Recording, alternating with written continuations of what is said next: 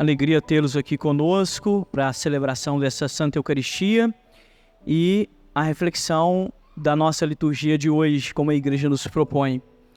A segunda leitura vai dizer que a palavra de Deus é como uma espada afiada dos dois lados que corta a nossa carne e a nossa alma, nos colocando diante de questões fundamentais para a nossa vida e para a nossa existência.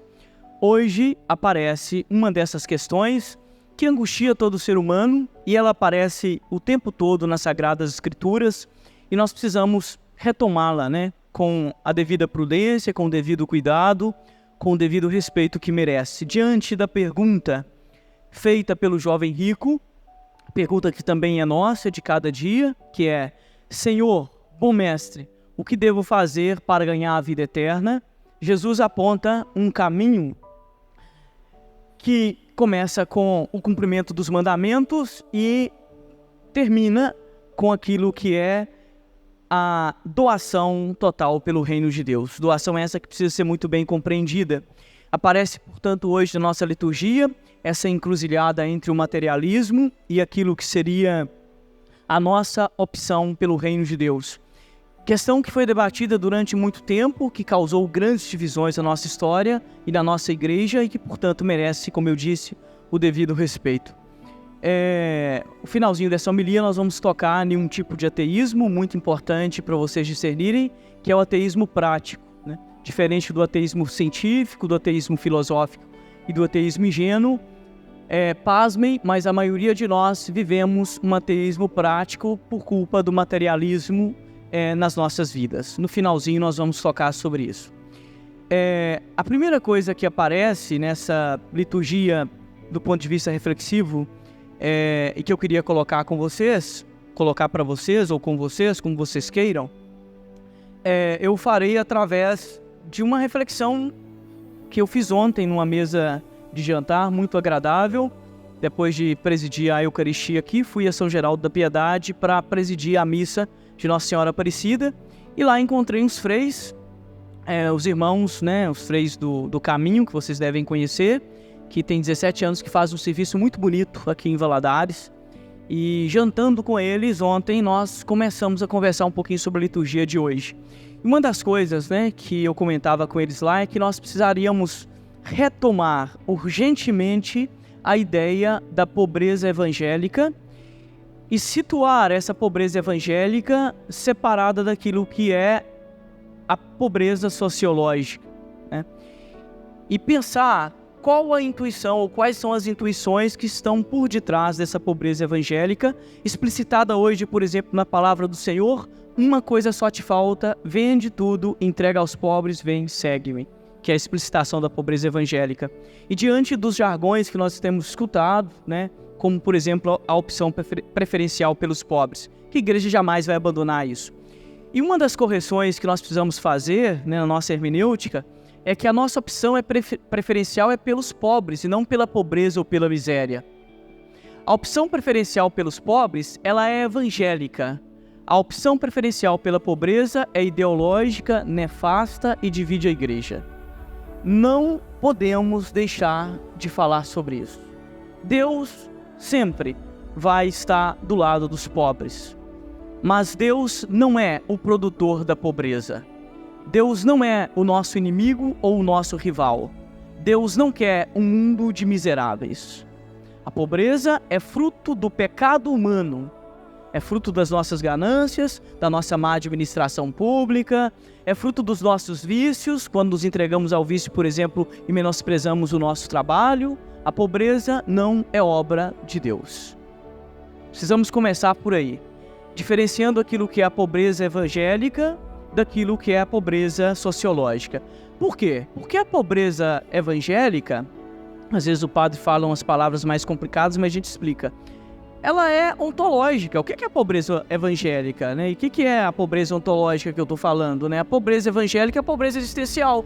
É a pobreza de saber que você não é Deus, é criatura. E que você pode ter o dinheiro que você quiser, que você morrerá.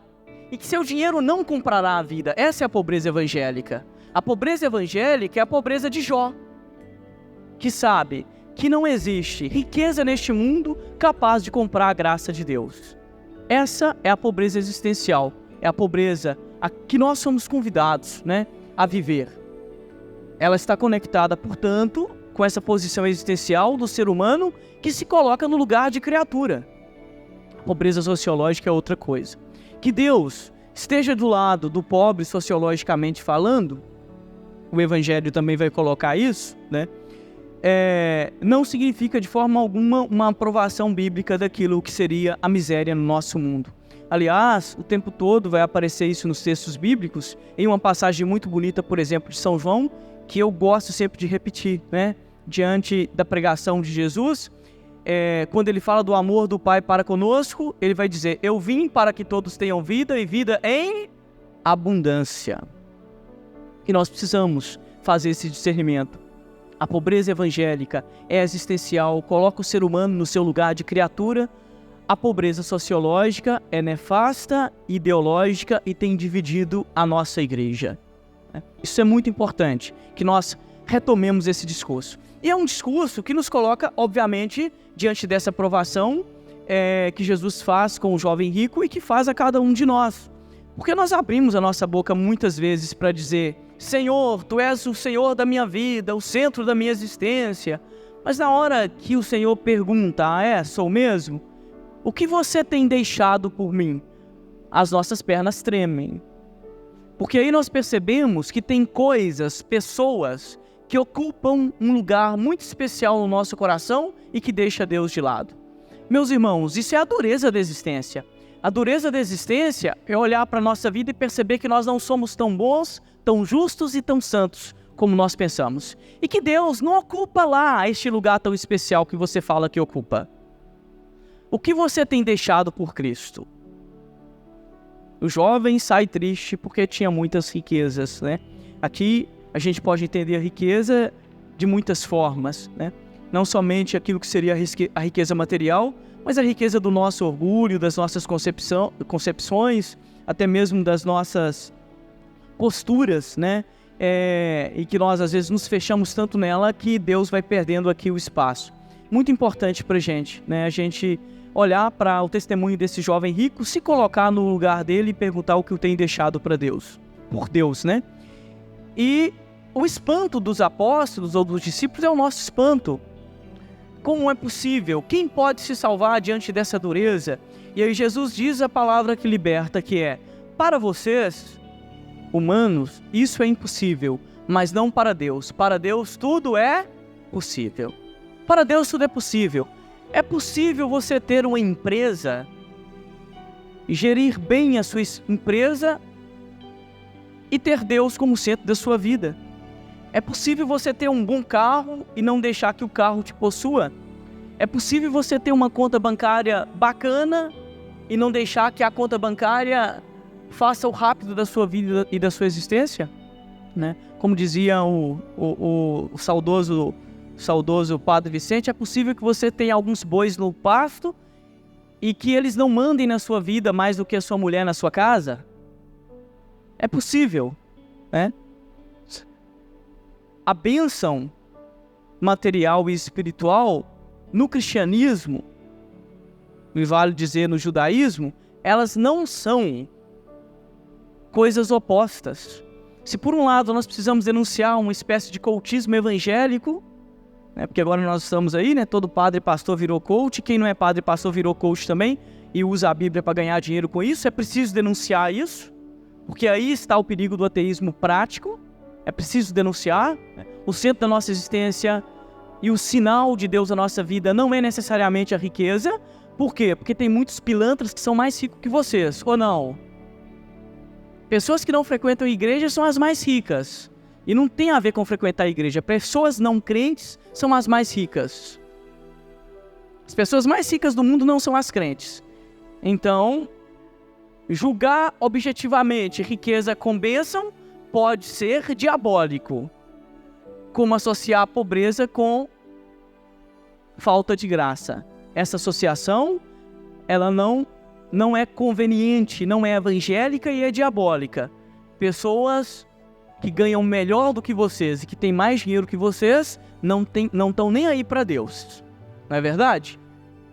Isso é verdade. Por outro lado, jamais nós podemos cair nesse discurso de um Deus rival que cria miseráveis.